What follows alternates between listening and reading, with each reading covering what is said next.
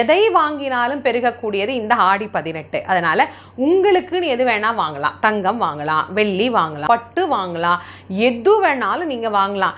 நம்ம என்னெல்லாம் பெருகிக்கணும்னு நம்ம நினைக்கிறோமோ, இப்போ உதாரணத்துக்கு எடுத்துக்கோங்களேன், எனக்கு நிறைய தங்கம் சேர்க்கணும் அப்படின்னா அன்னைக்கு தங்கம் கொஞ்சமாவது வாங்கி நம்ம வச்சுக்கலாம்.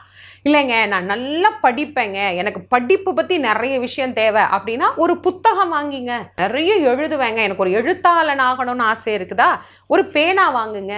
நான் ஒரு விவசாயிமா அப்படின்னா விதை நெல் வாங்குங்க.